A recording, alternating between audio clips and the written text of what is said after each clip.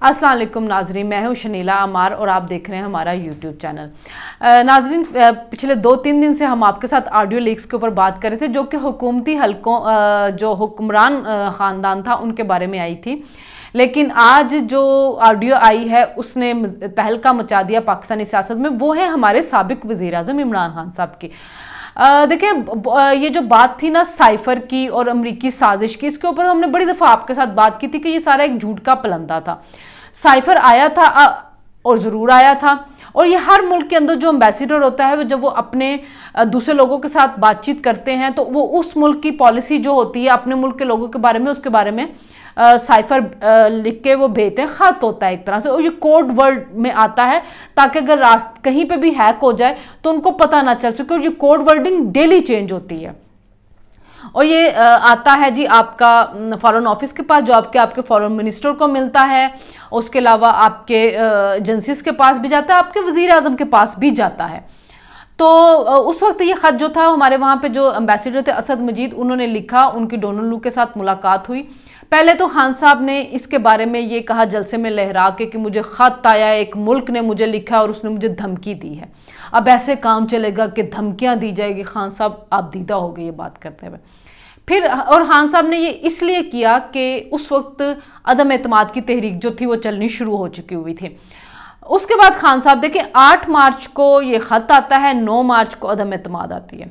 अच्छा, 8 मार्च से 28 मार्च तक खान साहब वेट करते हैं। उस दौरान आप यहाँ पे एक कॉन्फ्रेंस भी करवाते हैं इस्लामिक वज़रा ख़ारजा की OIC के तहत। उसमें आप अमेरिका के उसको एक ओहदेदार को बुलाते हैं। तो तब तक आपको रजीम चेंज और ऐसा कोई बयान नहीं मिला, जबकि उसके एंड में सफ़ीर ने लिखा भी हुआ था कि आप डिमार्च करें। डिमार्च यानी कि होता है प्रोटेस्ट करें, आपको डिमार्च करें, उनको बुलाएं। इन्होंने नहीं किया वो, और खान साहब ने, और अब हमें इस ऑडियो लीक से समझ आ गई कि क्यों नहीं किया। क्योंकि खान साहब ने कि जब कैबिनेट में ये चीज़ें आई तो श्री मज़ारी ने कहा कि हमें इलेक्शन में जाने का मौका मिले। फिर खान साहब ने आज़म खान जो उनका सेक्रेटरी थे, जिनका नाम ECL में डाला गया कि इनकी वजह से मुल्की खजाने को बहुत नुकसान है, रियासत के खिलाफ वो साजिश कर रहे थे। कैसे, ये हम आपको बताते हैं। अतर मीनुल्लाह साहब ने उनका नाम निकाल दिया ECL से। हस्बे मामूल अतर मीनुल्लाह साहब जिस तरह नवाजिशें करते रहे अपनी PTI की, उसी के तहत उनका नाम निकाल दिया। आज़म खान साहब बैठे हुए वज़ीर आज़म के साथ, तो वज़ीर आज़म उसको कह रहे हैं कि इस पे हमने खेलना है, अमेरिका का नाम नहीं लेना। बड़े जुर्रतमंद कहा जाता है जी, बड़ा आज़ादी दिलाने वाले आ गए हैं और हमें आज़ादी दिलाएंगे। आप सुन ले, कह रहे हैं अमेरिका का नाम नहीं लेना। और वो काफ़ी अरसे तक लेते भी नहीं रहते, जब तक उनको मुकम्मल नज़र नहीं आ गया कि अब मैं जाने लगा हूँ। तो उसके बाद, और अभी भी वो आज भी धमकियां दे रहे हैं जलसे में करते कि मुझे अननोन नंबरों से कॉलें आ रही, धमकियां दे रही हैं, ये तनख्वाहदार मुझे धमकियां देंगे। खान साहब, इन्हीं तनख्वाहदारों से धमकियां दिला के आप अपने लोगों को लेके जाते थे असेंबली में वोट डलवाने के लिए। तब आपको ख्याल नहीं आता था? आज आप लोगों को कह रहे हैं कि आपको धमकियां हैं तो आप दोबारा उनको दो, लोग दे देंगे, उसके बाद जेल चले जाएं, उठाए जाएं, आप जाएंगे उनको मिलने? आप उनके लिए कुछ करेंगे? आप कुछ नहीं करेंगे उनके लिए। शहबाज गिल को मिलने गए थे, आप हॉस्पिटल गए, नहीं मिलने दिया। आपने दिया वहां पे धरना? आपने नहीं दिया बिल्कुल धरना उनके लिए। बहरहाल खान साहब ने इसके ऊपर खेलना तो वाकई शुरू कर दिया और कौमी सलामती के साथ खेलना शुरू कर दिया। देखिए, आप अपने ताल्लुकात दूसरे ममालिक के साथ ख़राब करना शुरू हो गए। कल भी मैंने आपको बताया था कि शहबाज शरीफ ने कहा कि जब मैं दूसरे मुल्क के सरबराहान से मिल रहा हूँ तो वो कहते थे कि इमरान का हमारे साथ रवैया ऐसा होता था जैसे बड़ा तकब्बुर, रौनक बड़ा, कि वो हमें समझता ही नहीं था कि हम क्या हैं, और बदतमीज़ी के साथ हमारे साथ बात करता था वो।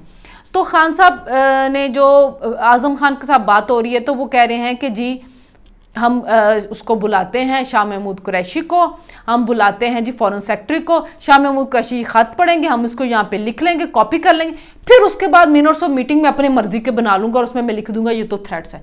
यानी कि आप रियासत के साथ खिलवाड़ कर रहे हैं, आप ये कहते हुए कि मैं मिनट्स ऑफ मीटिंग अपनी मर्जी के बना लूँगा। फिर वो खान साहब से कहते हैं ये आया कहाँ से? तो खान साहब कहते हैं यहीं पे लिखा गया है। यानी कि जो असल साइफर था उसको भी बदला गया है। तो अब उन्होंने ये शो करना था कि जी ये बड़ी एक, उन्होंने कहा था कि और उन्होंने ये भी कहा कि फॉरेन सेक्रेटरी का काम इतना होगा कि बस उसके सामने बैठ के पढ़ दिया जाएगा, यानी कि उसको बता दिया जाएगा कि हाँ जी ये आ गया साइफर, वज़ीर के सामने इसमें ये हुआ है।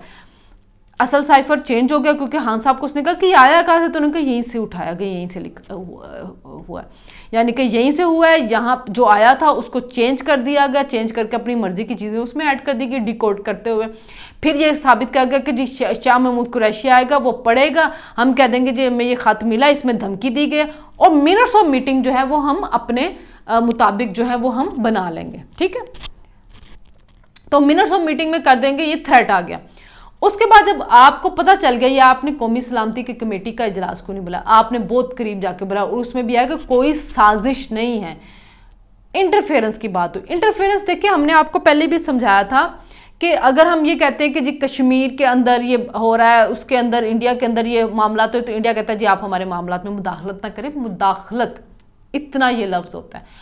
उस साइफर के अंदर यही था कि जी आपके जो वज़ीर आज़म हैं वो उनका स्टांस जो हमें पता है कि रूस के ऊपर क्या है, अगर उन्होंने अपनी ये पॉलिसी जारी रखी रूस की तरफ तो हम फिर पाबंदियों की तरफ जाएंगे। और हमने देखा था उन्होंने इंडिया को भी धमकियां दी थी इस किस्म की।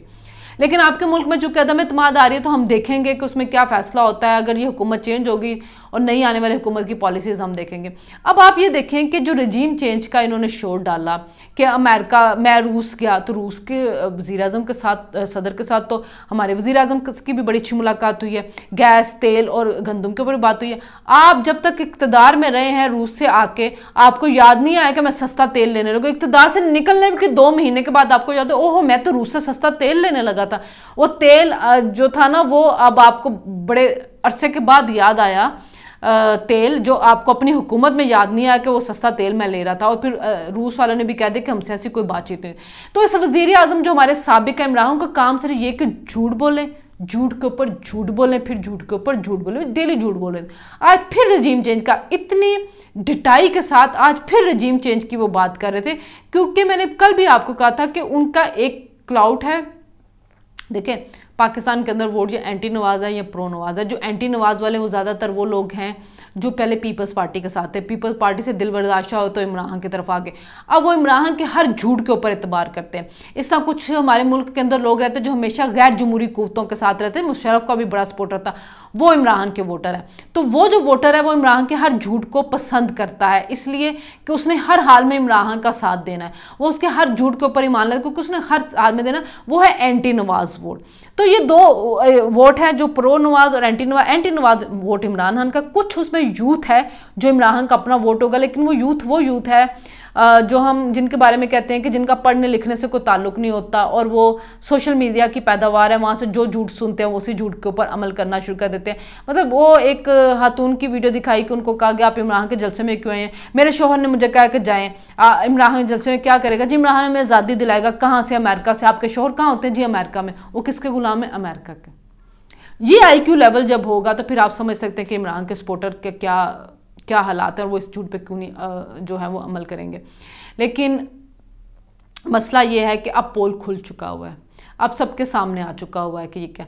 उमर चीमा साहब ने भी ये बहुत पहले इसके बारे में रिपोर्ट कर दिया था। एक और हमारे हैं साथी, उनका अपना YouTube चैनल है वॉइस ऑफ पॉलिटिक्स और बड़ी अथेंटिक उसके ऊपर न्यूज़ होती है। आप ज़रूर सब्सक्राइब करें, आपको उसमें बड़ी अथेंटिक न्यूज़ मिलती करेंगी। आने वाले दिनों में भी आपको अरशद परवेज़ उनका नाम है, तो आप उनका ये YouTube चैनल ज्वाइन कर लें तो आपको वहाँ से खबरें मिलेंगी। उन्होंने भी 5 तारीख को इस ऑडियो के बारे में बता दिया था कि ऐसी ऑडियो आने वाली जिससे अमरीकी साजिश का सारा भांडा जो है वो फूट जाएगा। मरियम नवाज साहबा की भी आज ट्वीट आई है इसके ऊपर कि 4 साल एक फितने को, फॉरेन फंडेड फितने को पाकिस्तान के अंदर रखा जो पाकिस्तान की तबाही कर रहा था। आज जब उसका सारा कुछ सामने आ गया तो फिर वो डिटाई के साथ वो लगा हुआ और ये पाकिस्तान को तबाह करने की एक साजिश थी।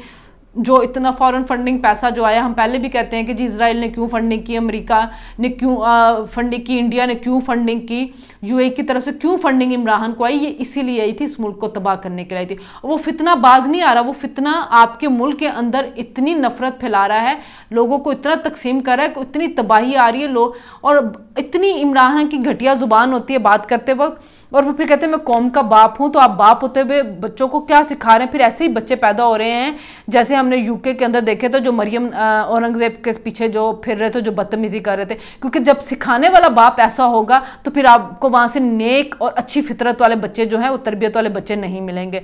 और मैं तो कहती हूँ कि शुक्र है कि इमरान के अपने बच्चे जमाइमा के पास हैं, तो उनकी अच्छी तरबियत हो रही होगी, कि जमाइमा अच्छी खातून है, बच्चों की अच्छी तरबियत करेगी, इंसानियत का दर्द रखती है। ये बंदा सिर्फ लोगों को तकसीम करने के लिए आया है, पाकिस्तान को इंतशार फैलाने के लिए।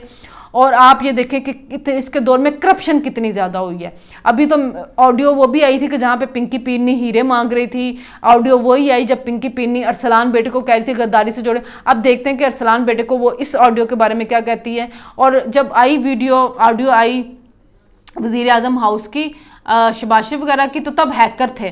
और आज इमरान साहब की तो शहबाज शरीफ ने रिलीज़ कर दी। जनाब ये उसी हैकर ने की है, क्योंकि उस हैकर ने आपको भी बेवकूफ़ बनाया है, आपको भी वो अंदर खाते, आपको भी कुछ लगे रहे कि और ये वीडियो आएगी, और साथ उन्होंने आपकी भी निकाल दी, क्योंकि उस हैकर ने कहा था कि मेरे पास दोनों की ऑडियोज़ हैं। तो वो खान साहब अपनी सफ़ों में तलाश करें उन गुरु साहब को कि जो आपको भी बेवकूफ़ बना रहे। क्योंकि नजम सेठी साहब ने ये दावा किया कि जो आपके गुरु हैं वो दूसरी जानब जाके भी तरले मिन्नतें कर रहे हैं। तो आज जो ऑडियो लीक आई उसके बाद भी समझ जाना चाहिए कि अवाम पे भरोसा करें, छोड़ दें गैर जमहूरी कुव्वतों का ऊपर का सहारा लेना, और इस अवाम के बलबूते पे आने की कोशिश करें। तो अब इस ऑडियो लीक के ऊपर मजीद कहते हैं पहली किस्त है, और कोई किस्त आएगी तो हम ज़रूर आपके साथ बात करेंगे और आपको उसकी तफसील भी बताएंगे। तो अभी आप हमारे चैनल को सब्सक्राइब करें, लाइक करें, कमेंट करें। अभी तक के लिए अल्लाह हाफ़िज़।